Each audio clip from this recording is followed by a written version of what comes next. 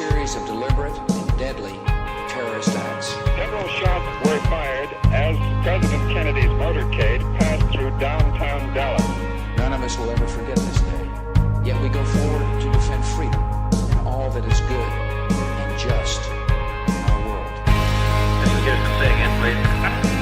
Houston, we've had a problem. Ask not what your country can do for you. Ask what you can do for your country.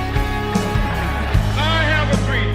My 4 little children will one day live in a nation where they will not be judged by the color of their skin, but by the content of their character. I have a dream today. Welcome to the Hagmann Daily Show, weekdays 2 to 3 p.m. Eastern Time. And now your hosts, Joe Hagmann and Jon Robberson. And welcome, ladies and gentlemen, to this Monday, January 15th, 2018 edition of the Hagmann Daily Show. Joe Hagmann here with Jon Robberson, and we got a great show planned for you on this Martin Luther King Day. And it is the 50-year anniversary of the assassination of Martin Luther King. Or 50 years ago, MLK was assassinated, and we recognize that he was a great leader, a man of God who inspired a nation to become better people, and we remember him and celebrate him. And I know a lot of us, John, wish he was still around today to set some of these political debates and social justice ideas straight. Many people think he would be on the left, but Martin Luther King was a Republican, and he stood for truth more than anything else. He also stood for the Lord, and he made a huge impact in so many people's lives, and that is why we are celebrating and do celebrate each year Martin Luther King Day. As well we should. You know, there are many luminaries from the 1960s that just seem to have such a spirit of altruism toward their fellow man, and of course the first 3 or 4 that always pop up in that conversation: John Kennedy, his brother Robert Kennedy, and Martin Luther King Jr. Of course, Malcolm X is typically mentioned in that short coterie of activists and politicians. I think Malcolm X's life is perhaps a bit different, a bit more criminal. Of course, he was a Muslim as well. But yeah. Martin Luther King Jr., I have a couple things I'd like to say quickly on that. Number one, he was not a perfect man, and I identify with that. When the reports came out from the J. Edgar Hoover files that he had dalliances, he was a communist, extramarital dalliances, that troubled me in as much as I hate to see any marriage compromise. But at the same time, it made him less of an iconic figure and more of a real human being to me. That's one thing I'd like to say. I'm not placing a blanket excuse over marital infidelity, but it made him human, and he proceeded with the fight, Joe, even in his imperfections. And I don't want to get too far out in the weeds on this, but I meet people every year, especially since I've been of service to the Hagmann Report, who are waiting for God to perfect them before they get in the fray, before they get in the fight, before they start standing up for things that need to be stood for en masse, by the way. And I always sort of shake my head because our lives on this earth are a process of making every attempt to mimic the perfection of Christ, with the understanding that we will never get there in our earthly bodies. It is not until we transcend to our heavenly bodies that miracle occurs. That's why we must have the protection of the blood of Christ. So back to Martin Luther King Jr. He was a great example of someone who had issues, but he still stood and fought. I respect the man very, very deeply. And the last thing I'll say is, if our listeners like criminology books, there's a very fascinating book that was written by the purported assassin of Martin Luther King Jr., and he had a ghostwriter attached with it. And unfortunately, I don't know the title off the top of my head. But Joe, that was a far more complex case than I think people realize. Martin Luther King Jr. gunned down at the Lorraine Motel in Memphis. He was there to initiate a sanitation workers strike, and he was supposedly shot from a bathroom window from another block away. He was hit on the balcony. There's those very famous pictures, and Reverend Jesse Jackson's in them. And of course, it was penned on one man. But there's a whole complex backstory to that. That individual claims that he had a handler named Raoul.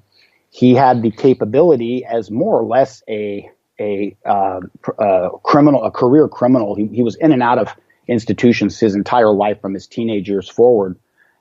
Joe, he somehow managed to abscond out of the United States to England, where he resided for several months. They had to extradite him back to the United States to stand trial. And he had a lot of connections and help that your average, racist, redneck, I hate black guys type person in the South in the 1960s just wouldn't have. It's a very fascinating case on a criminal level, and it's a very sad case on a social level. But God bless Martin Luther King Jr. and God bless his family. Yeah, absolutely. And it's April 4th, 1968 was the day he was gunned down. And it is, you go back, you listen to his speeches, you look what they faced, the racism, the violence. And what was special about Martin Luther King, as I said, was he was a preacher first, even in his own statements that he had made about what his calling was. He talks about how, first and foremost, he was a preacher and that was his calling. But before I was a civil rights leader, I was a preacher of the gospel, he said. This was my first calling, and it still remains my greatest commitment.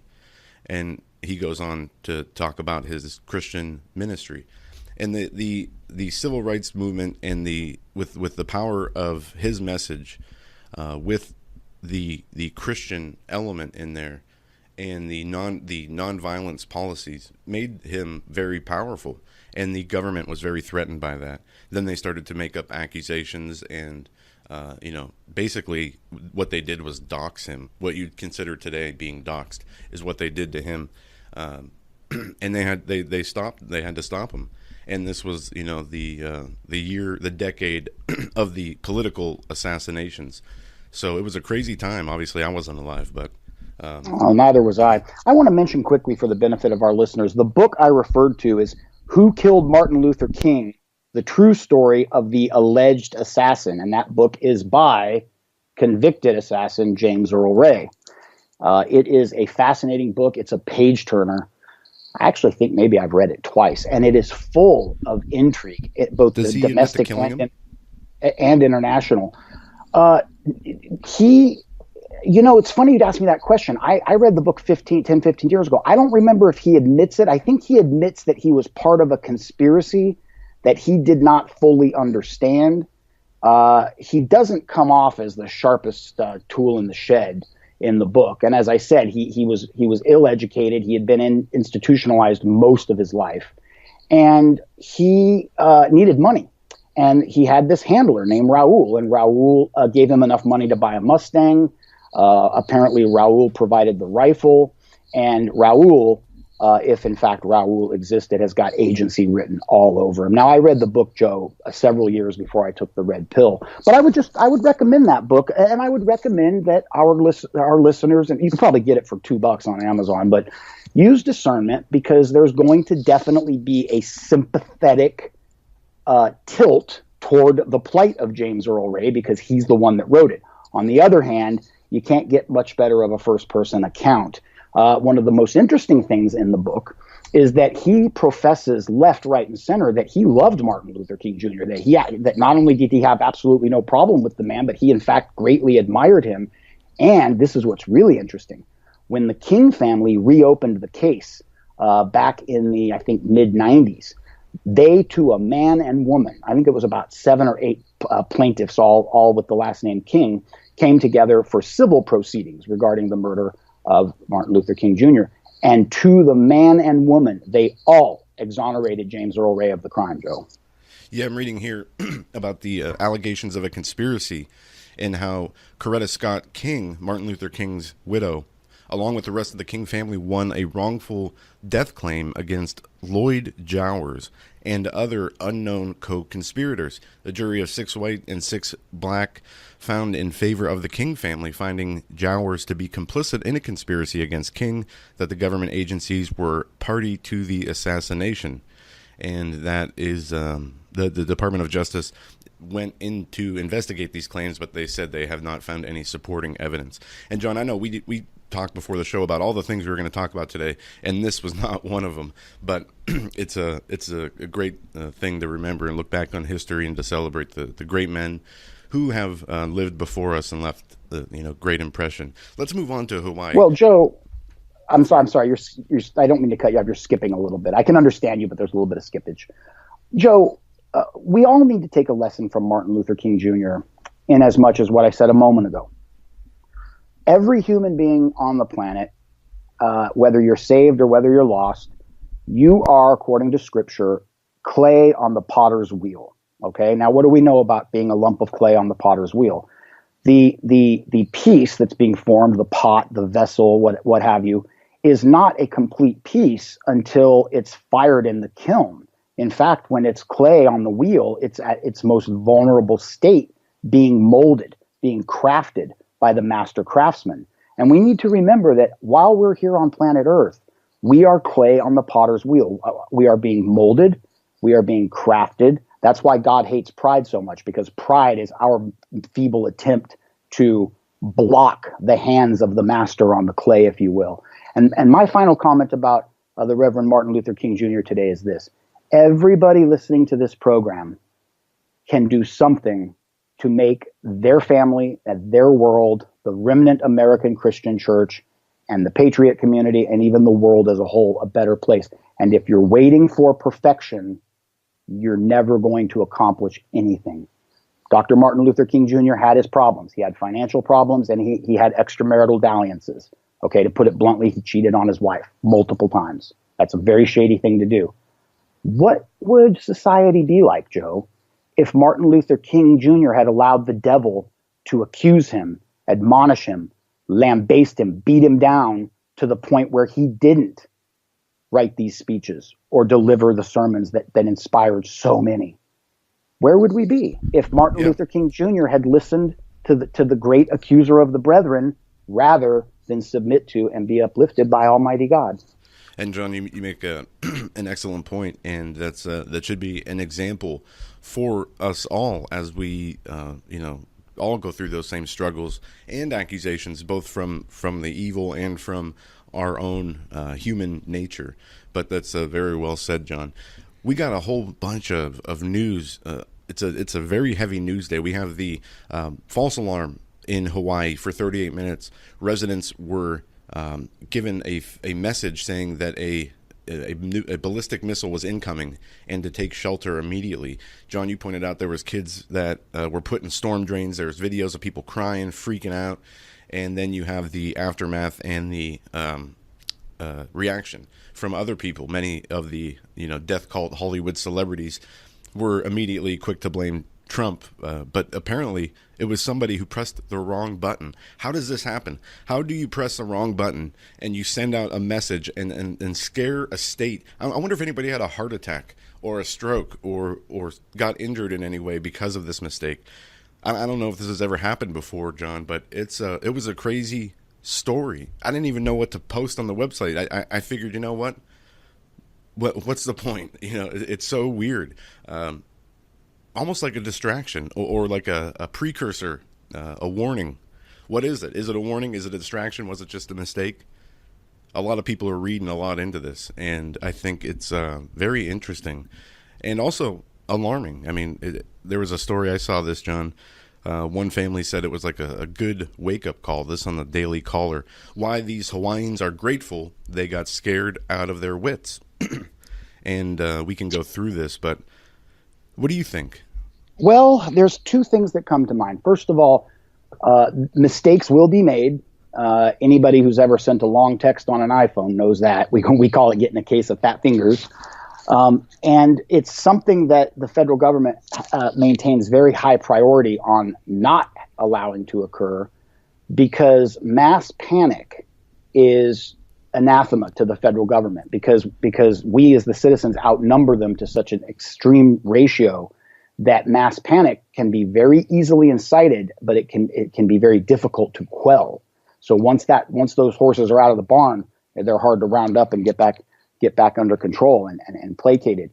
Interestingly, Joe, you mentioned that you weren't sure if this type of thing has ever happened before. Well, it has, but it was a little bit of a different story. Now I'm referring to the 1958 Tybee Island midair collision. I'll just give this to the listeners quickly. This from Wikipedia. I've known about the story for years, but Wikipedia was the first thing that came up. The Tybee Island B-47 crash was an incident on February 5th, 1958, in which the United States Air Force lost a 7,600-pound bomb.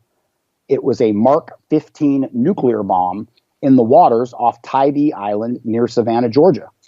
United States. During a practice exercise, an F-86 fighter plane collided with the B-47 bomber carrying the bomb.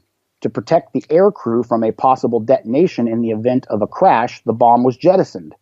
Following several unsuccessful searches, the bomb was presumed lost somewhere in Wassaw Sound off the shores of Tybee Island.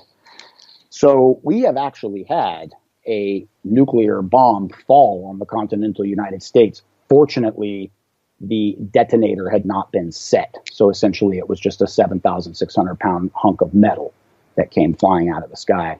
And if I remember correctly, no one was killed in that incident. This is different because, that was not during wartime. The Korean War had ended 4 or 5 years earlier. We're still 6, 7 out from Vietnam. So it was a time of peace, the Cold War aside. Hawaii is on the periphery of a region of conflict with everything going on in the South China Sea, obviously the great geopolitical contention in Korea, and the threats that have been made to Japan, to Guam, to Thailand. So I would argue that of all states, all of the 50 states in the Union, for Hawaii to have a missile test like that, it must have just been bone-chillingly frightening for the Hawaiians because they're in a hot spot. If this happened in some place like Wyoming, it would still be very scary. Well, but right. That's and you have kind Pearl of Harbor, the history of Pearl Harbor, and the surprise attack by the Japanese on the naval base. And Yep. It's still fresh in people's minds. I mean, and they've been hyping this stuff up in Hawaii with Donald Trump's tweets and Kim Jong-un and their Twitter battle about nuclear buttons and whatnot. And it has a lot of people spooked. And then this thing happens.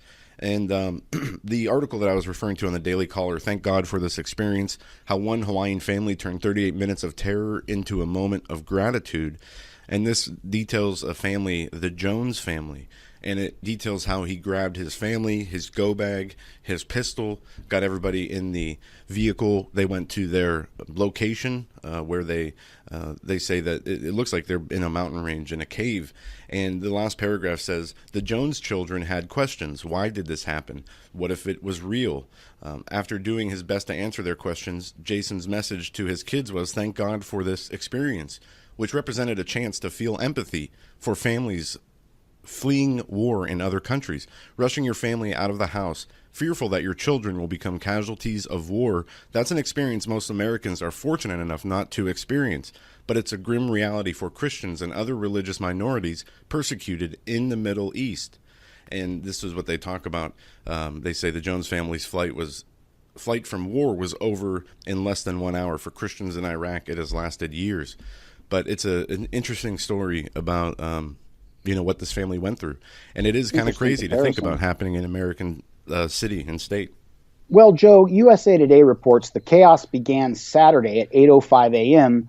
during a routine internet test involving the state's much ballyhooed emergency alert system. But the employee hit the live alert button by mistake, and at 8:07 a.m. this alert was erroneously pushed to cell phones across the state. It hit my cell phone. Missile threat inbound to Hawaii. Seek immediate shelter. This is not a drill. That's a direct quote. It goes on to say 3 minutes later, the agency had confirmed that there was, in fact, no missile threat. Police were quickly notified and social media announced the mistake. But the text explaining the error wasn't sent for 38 minutes, in part because no such text had been pre-scripted. Now, the only other thing I'll add to this story is I would encourage our listeners to change some of their habits. And these are all easy to do, but they're those weird little things that are easy to procrastinate. And this is what I simply mean. In your vehicle, you need to carry a proper go bag. And don't go on FEMA's website and put together what they'll tell you to put together some Pampers and a few granola bars. No. You need to go on YouTube and you need to review several videos and look at what's in a proper go bag. If you are able in the state you live in, you need to have a firearm or two and ammo in that go bag. You need to have potable water, fresh food. You need to have medications, particularly prescription medications, extra pair of glasses, food for your pets. You need to have something for your kids to do because they're going to have a high stress level as well, even if it's just simple, good old fashioned board games. You need to also be able to thermoregulate in your car. Let's say you get 200 miles out of the danger zone, but really there's just nothing but road. There's no amenities. And in that case, all of the hotels and motels are going to be full anyway. You need to have a plan in place where you can keep your family warm in a car when it's 10 degrees outside. So all of that being said, you need to have that stuff in your car 24/7, 365. It should always be there. It should be everything your family needs to relocate for a given period of time. And really, the go bag should be built according to your means. If you have the ability to put $1,000 cash in small bills in there, do so. If you can only put $200 in small bills, do that. Also, depending on your local laws, I highly recommend keeping about 20 to 30 gallons of stabilized gasoline around. Now, you need to look up on the internet how to properly store it, but believe me, you're going to feel a lot better if you've got to bug out on short notice, and a missile threat is about as short a notice as you're going to get. If you've got 3 jerry cans and an extra 15 to 20 gallons of gas to get you down the road, even if stations are open, you'll be able to get further from the danger zone because you won't be stuck in a 30-car line trying to get gas. The last thing I want to say, and this is something I do, it took a couple years to develop the habit. When my tank is a quarter empty, not a quarter full, a quarter empty, I pull into the service station and I top it off. And in fact, it works nicely because I never have to pay 40, 50, 60 bucks for gas. I pay something more like 11, but that tank is full all the time. Anyway, back to you, Joe. Yeah, I never used to be like that, John, and my grandma always was. And now I find myself becoming much more interested in keeping my gas tank full, always having it topped off. And that's something that I've been doing for a few years now. But I used to be the opposite. I just never cared. But I do see the importance of that today. I'd like to add one more thing that I've learned since I've been here in Erie. And by the way, listeners, I've been in Erie for 6 months, doing well. Went through the first big snowstorm. It was pretty insane. Learned how to shovel snow like a pro. But there's one thing I've learned in Erie, Joe, that is mandatory for a go bag in your vehicle. I would encourage listeners in any part of the Northeast, but this would also apply to the Olympic Peninsula in Washington State, where I lived prior to coming here. You need to put 2 things in your go bag for safety of yourself and your person. And those 2 things are, you go down to the sporting goods store or you go to the auto store and buy a Dayglow green or Dayglow orange parking vest, like parking lot attendants wear, with the reflective stripes on them. They're about $6 a piece. They're very inexpensive. You need to have one for every member of your family. You need to have a headlamp, like the kind backpackers use or mechanics use. You need to have a headlamp with extra batteries for every member of your family. And lastly, you need to go to a bike shop, although I believe Walmart sells them too. You need to purchase these little red reflectors that typically run on one AAA battery. They typically have 4 or 5 settings, and they have a clip on them. So if you need to exit your vehicle on a dark street when it's snowing like crazy, when there's almost zero visibility, and there's no sidewalks because the plows have pushed 6-foot mountains of snow up where the sidewalks used to be, if you have to walk in the street, you need to be as visible as possible. And so I just gave you a trifecta of safety equipment. You put on that vest, you clip that flashing red light to the back of your vest, and you put on a nice, powerful headlamp up top, and drivers will then see you. No, and that's right. Those things are also helpful. And the bug out bag in the go bag is essential. People, you have to be prepared. John, there's so much I want to get into, and we did not talk about before the show. We got what's going on with Project Veritas and the latest bombshell expose on Twitter. Pervy Twitter sorts through sex messages and pictures. This is the main headline on Drudge. Also, we have news from Las Vegas. There's two pieces, John. There's one from the New York Times, and this is on Drudge also. Las Vegas gunman took elaborate steps to hide his tracks, new documents show. There's a 338-page PDF out there. That's an FBI report that I was able to download on Friday, and a number of other outlets have also went through this, so details are starting to come out, which is very interesting. But also, John, on IntelliHub, who just went through a change of leadership we were talking about a few weeks ago. Mandalay Bay security guards employees say they don't know who Jose Campos is. And this is Jake Morphonius, who he's been on our show. He's an investigative reporter who recently stayed at the Mandalay Bay, where he met hotel security and maintenance staff who later told him off property they did not know who Jose Campos was. Morphonius claims his sources maintain that there were less than 20 security guards on the payroll around the time of the shooting, all who knew each other. And they said that the other security guards don't know who he is, who Jose Campos is. And it dovetails with what Laura Loomer reported on, that Jose Campos was not listed in the hotel's employee database. That was back in late October. Morphonius also claims to have interviewed someone who was working in the camera control room on the night of the shooting, who Morphonius says is still terrified after seeing what occurred. They wouldn't even tell me what they saw, he said. They just told me what they saw has put them in fear. And I find that to be pretty interesting. But the piece from the New York Times, it gets into Paddock's emails, and he was emailing apparently himself, or they say he could be emailing a possible another person who is unidentified at the moment. And it's pretty, I don't know if you read any of this, but some of these emails were about, and let me just do this. Let's just read them. One email: try an AR before you buy. We have huge selections located in the Las Vegas area.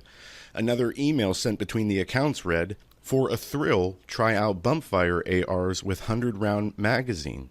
And then there's so much more that he emailed back and forth with somebody else or himself, which their FBI is still trying to figure out. The investigators have been unable to figure out why Paddock would be exchanging messages related to weapons that were used in the attack between two of his email accounts. Was it possible that somebody else was controlling one of the accounts? If that was the case, the investigator said the FBI needed to identify the person. Receiving a search warrant for the account will lead investigators to determine the full scope of Stephen Paddock's plan. Now, with all this new information, they still don't have a motive. They say that Paddock went to extraordinary lengths to keep himself off the radar, from where he bought his and how he purchased his weapons to his cell phones and communication devices, hiding those, buying prepaid cell phones, and it looks like it was an elaborate plan. Paddock planned the attack meticulously and took many methodical steps to avoid detection of his plot and thwart the eventual law enforcement investigation that would follow. That, according to the FBI. So we have some new information, but does it really tell us anything? Well, it certainly raises interesting questions. I'll just do a quick lightning round of my inquiry. Number one, we need to see the forensics on those email accounts, because, Joe, I don't mean to be overly cynical here on a Monday, but those emails don't pass the smell test with me. They're too trite. They're too obvious. Why would you email yourself saying there's plenty of ARs in Nevada? Everybody who's ever shot a gun knows there's plenty of ARs in Nevada, and it's one of the easiest states to buy them in. The other thing about... But John, does that sound like a message he would send to himself, saying, come to Nevada? There's something playing here on my screen.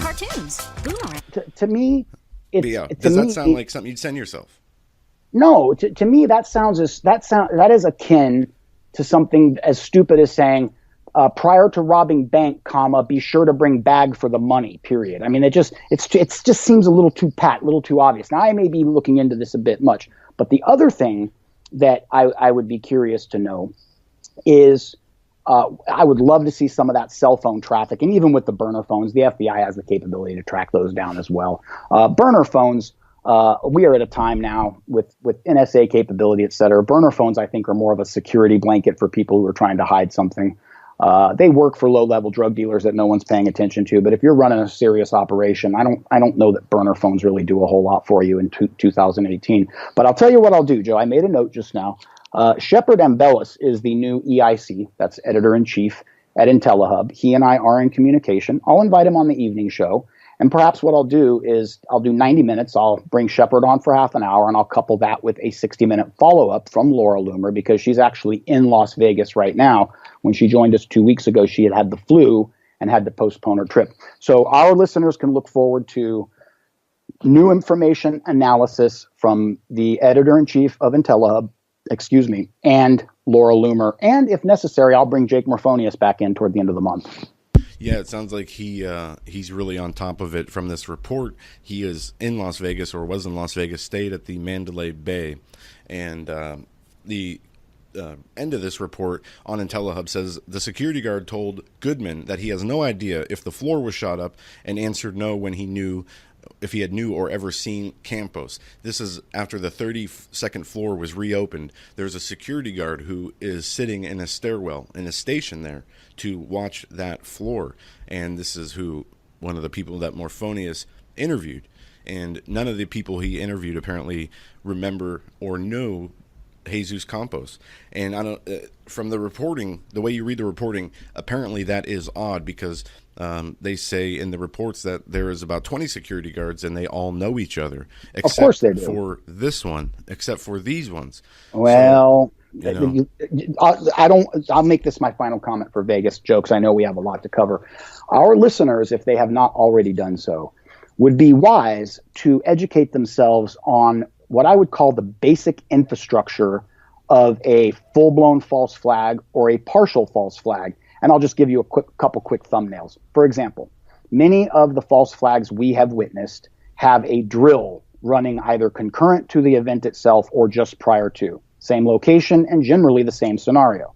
Number two, in the case of the murder of Robert Kennedy at the Ambassador Hotel, and I think I've mentioned it before, I stood at the exact spot where he was killed. It was very grim.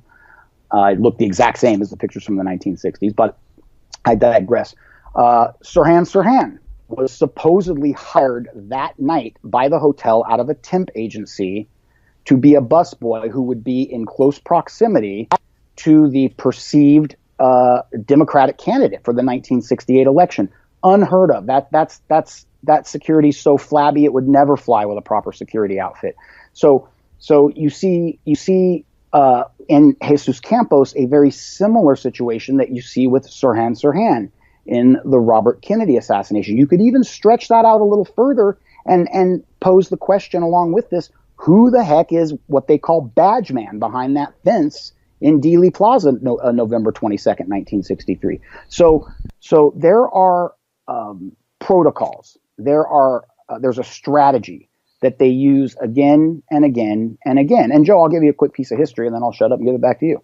I learned over the weekend that many historians are beginning to place the beginning of World War II all the way back to 1931, when the Japanese invaded Chinese Manchuria, renamed it Manchukuo, and made it a satellite puppet state of the Empire of Japan.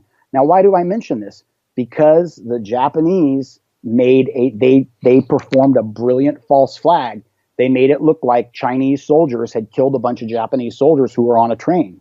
And it was, in fact, the Japanese who had done it to themselves. They went into Manchuria under completely false pretenses because they wanted the mineral rights. They wanted the minerals available, the war-making material from Manchuria. And then, of course, the Germans did it in 1939 on the German frontier when they made it look like Polish commandos had killed a bunch of German radio operators. So my point writ large is our listeners, if they pay attention, will see that these strategies, the use of a patsy, the drills, much of what we talk about, it's used over and over and over again. It's kind of like the same stew, but with slightly different ingredients, to make a very poor analogy. Joe? Yeah, and looking at John, I was just reading something while you were going through this, and I don't want to come back to this, but I think we have to at this point. The missile test that we were talking about. Now I'm reading, and this is just struck me as a little odd. Apparently, we have to think about this a little bit more. What this alert, this nuclear alert that was set out, was this? How is this done? What is the procedure to send one of these alerts out? Like you get the amber alerts or the weather alerts. Some people are saying, a few people in the emergency management agencies say you don't send out a tornado warning or tornado siren warnings without a multi-step procedure. I would think ballistic missiles would be the same. On another channel, another person says it's a 2-step process with a password to send a warning. So you have to ask yourself, can this wrong button, or you accidentally push the wrong button, send out this warning? And that is a great question that we really have to look at, because I don't think, after reading on this a little bit, I don't think that it can. I think this was something maybe, as we saw the reaction from Jamie Lee Curtis and from, who was the other one? Jim Carrey, about how this is Trump's fault. Maybe this was, some kind of Democratic false flag in order to show the nation how dangerous Trump's Twitter, conversations are about nuclear weapons. Well, is there something more here? There very well could be something more here. And I want to encourage our listeners, what you just heard Joe Hagmann do is what I would encourage all of you to do, which is it's not 1980 anymore. Okay. We cannot accept news of this level of importance at face value, because unfortunately, so many sectors in our country are corrupt. The mainstream media news organizations lead the pack, although that's a toss-up between DC, Wall Street, and the media, but I digress. You need to use that kind of discernment. Listeners, you need to be not afraid of other people's opinions of you, to think outside the box, apply critical thinking, use the brain that the good Lord gave you. Because what this could have been, Joe, and I saw this multiple times in LA back when I used to call the Hagmann Report and tell you guys about it. This could simply be the government taking a smaller state that is not attached to CONUS, the continental United States, and running a test, a beta test, to observe how citizens will react in a situation like this. Yep, that's exactly lessons learned. It could be a lessons learned test. The military does it all the time. And of course, if we are willing to accept that speculation at face value, then we can further extrapolate it into wondering, why do we need to do this test right now? Yeah, and that's another thing, John, that you just hit the nail on the head. You can also make the argument that it could be just what you said. It could be judging a response time. It could be determining what the reaction of your citizens or a group of citizens or any target that you might have, what their actions would be following some kind of real life war scenario.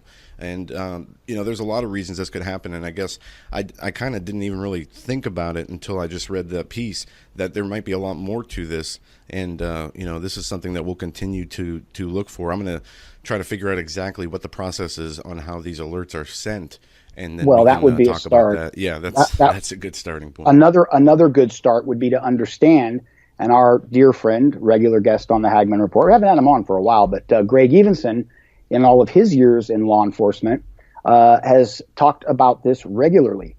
If this was a pre-planned alert to observe how the citizens would react, it would be an intra-agency test. So all the law enforcement components, from county sheriffs to municipal police, state police, the FBI contingents in Hawaii, military police, they would all be notified. You may recall, Joe, that Greg Evenson talked about CDs that he carried in the trunk of his car for different type emergency scenarios. And if, in fact, they received a given code on the radio, they were to pull over in a safe location, remove the CD from a locked case, and play it, because that's the protocol for what has just been announced.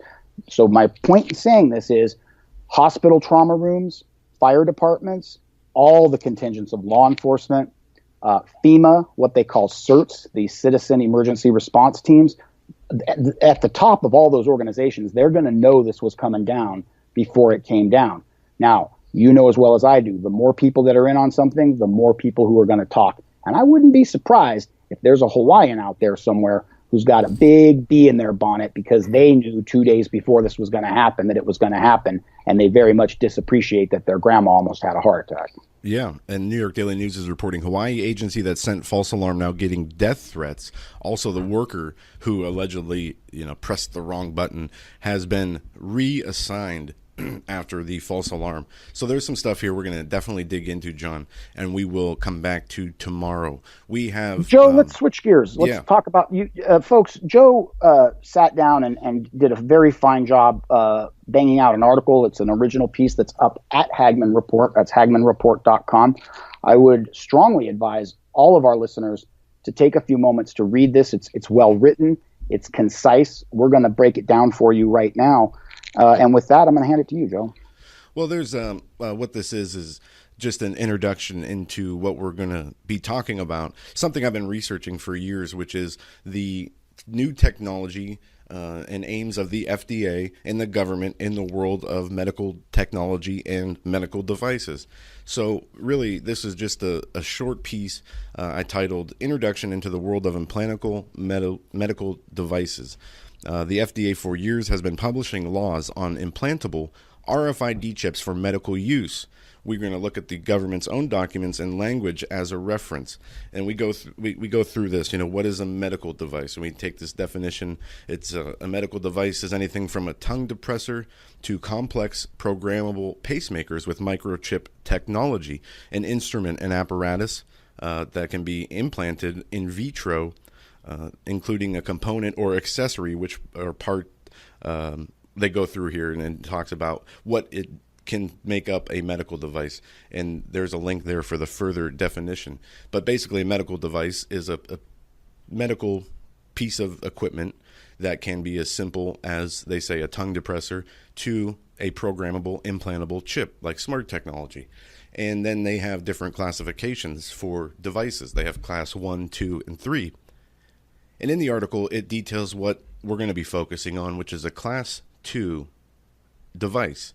This is the FDA's own classification. And what it is an implantable radio frequency transponder system for patient identification and health information. And the device is intended to enable access to secure patient identification and corresponding health information in humans. And it's an implantable chip. This is what we talk about. This is what we see when we talk about the book of Revelation and the mark of the beast. Is this what we're looking at here? This is really what I wanted to really get into. But first, I'm going to try to lay some groundwork as far as understanding their terminology, understanding their definitions, understanding their guidance documents and how they plan to roll this out. Because there are laws on the books that say that in deadlines that have already been passed, that these were supposed to all be mandatory by 2018. The FDA recognizes that they have missed their deadlines, and they are putting out more documents talking about how they're going to continue to push forward to implement this and roll this out. So we're going to look at all this, and I'm going to start doing at least one of these pieces a week, but we're going to put together, we're going to paint a picture of exactly what it is the government is trying to do by merging healthcare and science and technology and human rights and what the future is. And I don't want to sit here and read this whole article on air, John, but I urge people to go take a look at it. And maybe tomorrow or the next day, we can get into some specifics. Because if I go into it right now, a lot of people, you have to read it. You have to get familiar with some of the language. Otherwise, it's just going to sound like gibberish coming out of my mouth.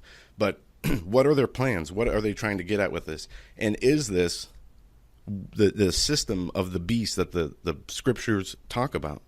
Is this the mark of the beast? Could this be? Is something that we need to discuss. And the language is right. It's certainly a relevant question. Now, I have always taken these scriptures regarding the mark of the beast at face value. I believe that when the Holy Spirit inspired John the Revelator to pen the book of Revelation when he was exiled to the island of Patmos, that he wanted to be very clear and very concise, because we know that Revelation is the only book in the Bible of all 66 books that says that anyone who reads that book receives a special blessing from the Lord, and it's the only that separates it from the other 65 books. So I like to believe that whereas it's an amazing book to parse through, and you can analyze and find metaphor, and some people believe the whole book's a metaphor, but I digress. I believe the Mark of the Beast will be more of a purchasing, buying, selling retail tool. However, Joe, at first blush, a couple of ideas come to mind, and you wrote a great article, by the way. In fact, I have a funny feeling this is going to be part one of several articles, Joe. Yeah, John, there's so much information. I mean, literally, there's so much. Absolutely. I have PDFs, dozens of PDFs on different topics, from what they call breakthrough medical devices to the 21st Century Cures Act to the Precision Medical Initiative, which is exactly what this is. It's laying out a network in order to prevent, diagnose, and treat diseases in real time. That's exactly where I was headed. I would say that, Joe, you've shared much of your research with me over the past 3-4 years in ad hoc little bits here and there. And what you see from a broad perspective is mission creep. Okay, I would submit to our listeners that if you're diabetic and they can put an insulin implant into you so that you maintain proper blood sugar levels, you don't go into diabetic seizure, diabetic coma, that's not the mark of the beast, in my opinion. If you have an irregular heart and they put a device in there to keep your heart pumping regular, I don't consider that a mark of the beast device. If you're deaf and they need to put intercochlear devices in your ear so that you can hear, again, not a beast device. However, remember our lessons from Hollywood, going back to Jack Parsons, JPL Labs, and General Electric in the early 1960s. It's all about controlled conditioning. So how much easier is it if when the mark of the beast, when the you cannot buy or sell without this chip comes around, how much easier will it be for the average American to accept, well, my dad's got the diabetic pump implant. It works great for him. My mom used the birth control implant through most of my childhood, and it worked great for her. Uncle so-and-so couldn't hardly hear at all. He's got implants, and they work great. So it will make the entire concept of putting a piece of synthetic hardware in your biological body far more acceptable. And then, of course, the other thing that I've read up on, Joe, and I'll hand it back to you in 1 second, is the idea of putting smart chips in kids. James Woods did a brilliant piece of commentary a couple years ago about this. It went super viral on YouTube. Imagine a scenario where a chip comes out that enables your young student to focus, access, and retain information 10 times faster than one without it. Well, imagine the peer pressure you as a parent would receive if 27 students in your kid's class have that chip, particularly if the government offers to give it for free, like a polio vaccine, and your kid does not. And your kid is a smart, bright, intelligent individual who's at the bottom of the class because he doesn't have the super robotic power. So, Joe, I think you're really on to something here. And again, just for my 2 cents, what you just enumerated through the different studies that you have PDFs on is a clear indication of mission creep. It starts out as this idea that's pretty sellable. And once they get that idea cooking, they start moving it off home plate out into the outfield of ideas, and many of those ideas would not be accepted if they were launched first. And I think that's the world that we're moving into.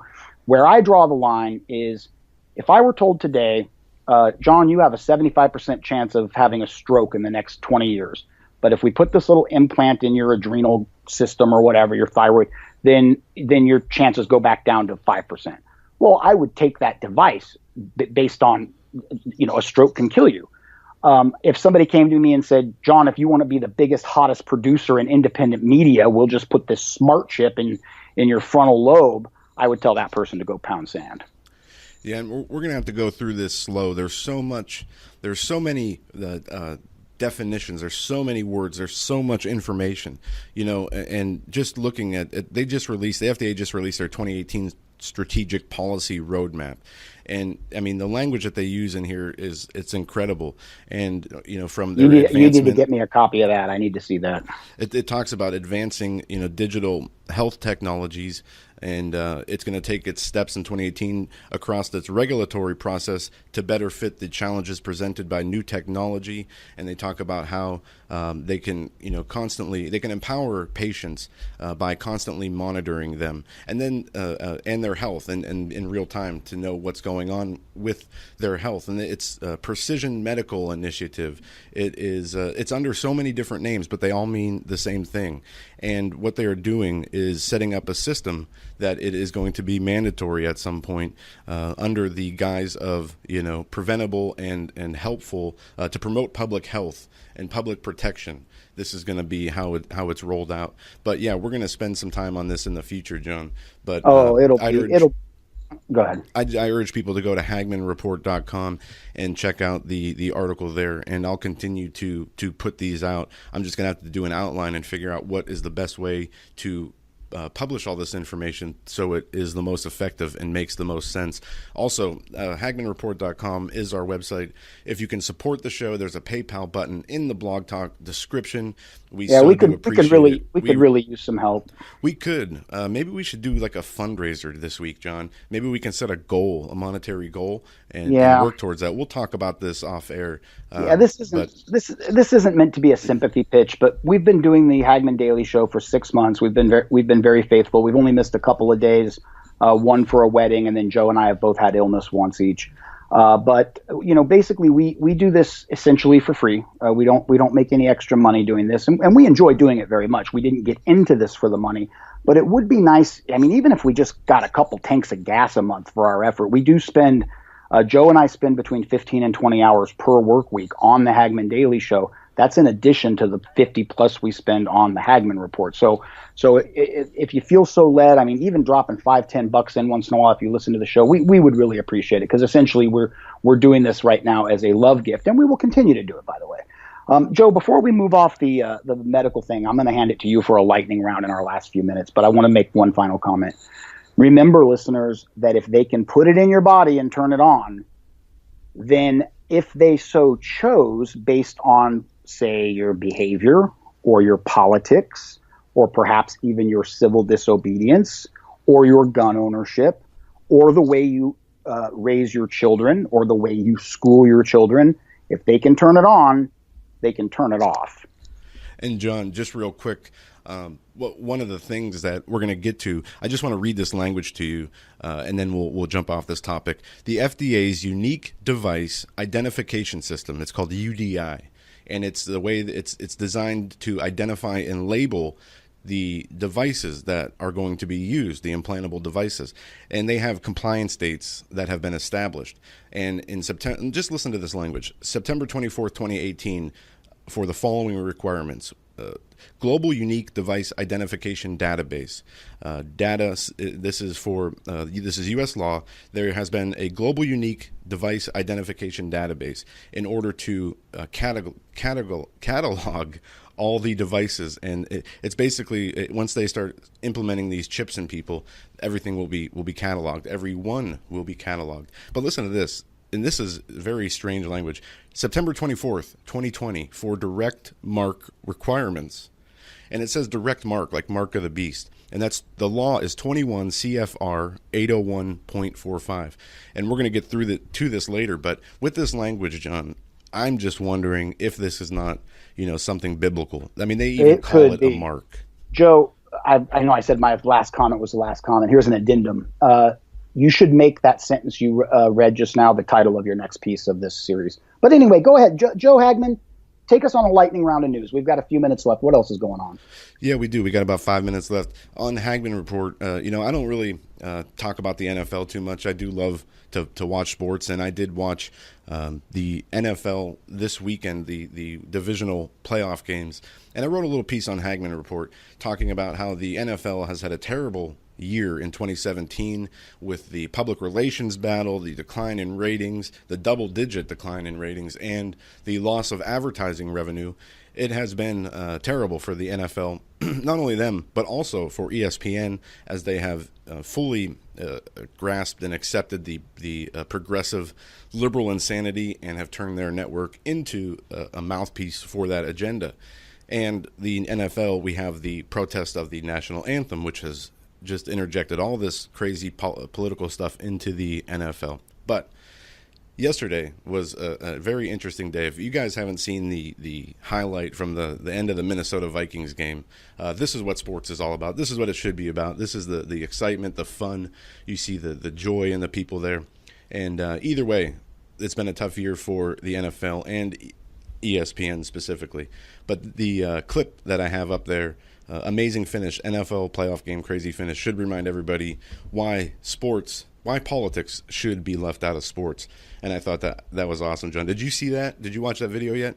Amen. Yes, I did. And I just want to echo what you said. Politics should be left out of sports. Sports up until a couple years ago was one of the last pure, unadulterated competitions, maybe with boxing aside. Sports should be sports. Sports should give all of us the opportunity to just decompress and watch something that's amazing.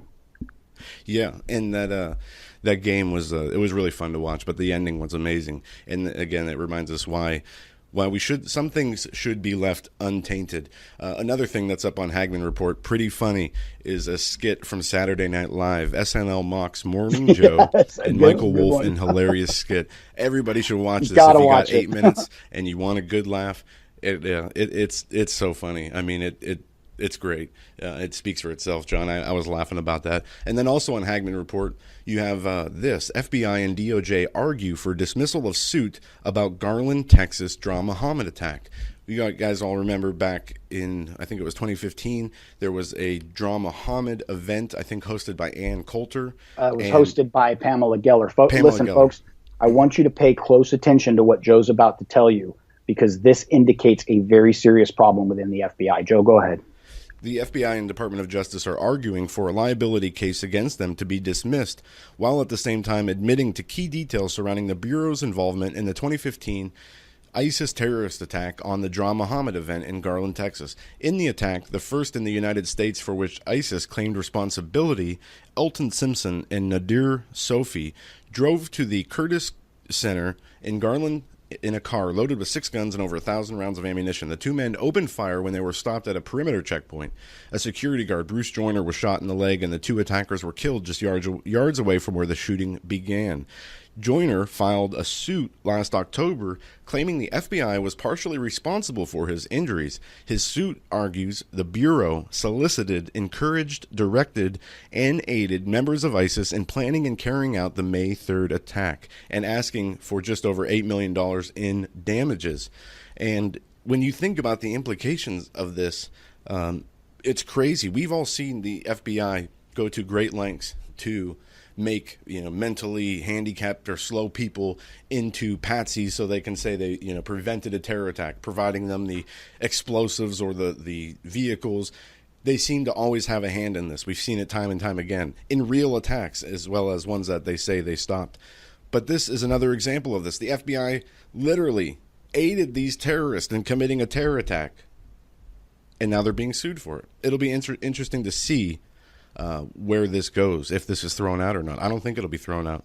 And let us not forget, this is a classic example of a local law enforcement individual who thwarted a potential mass casualty event. I believe he did it with a 357, if I remember the story correctly. So he took out well-armed with carbines and long guns. He took these guys out with a holstered handgun. He was working at a local level. And meanwhile, up at the top, at the federal level, they cooked this whole thing up to begin with. That is an outrage. It's a high crime. It's a felony. Yes, it is. Just a few moments left in the show. I don't know how many people saw this. Donald Trump said the media is the enemy of the people, and he is 100% correct in that the media is the enemy of the people. And there's some polls or articles here. Trust in news media takes a hit. That's on Drudge also. The Donald Trump Show dazzles and shocks in first year. It's a good summary of what has been going on in the Trump presidency, and we see the media meltdown and self-destruction continue. the outro music's playing, John. I want to thank everybody. It was a great show, and we're going to continue to roll out more information and dig into these topics even more throughout the rest of the week. It's going to be a good week. Tonight, Pastor Begley and Jon Robberson on Hagmann Report. Looking forward to that. Great job on the schedule there, John. We will see you guys tomorrow. Have a great day. God bless.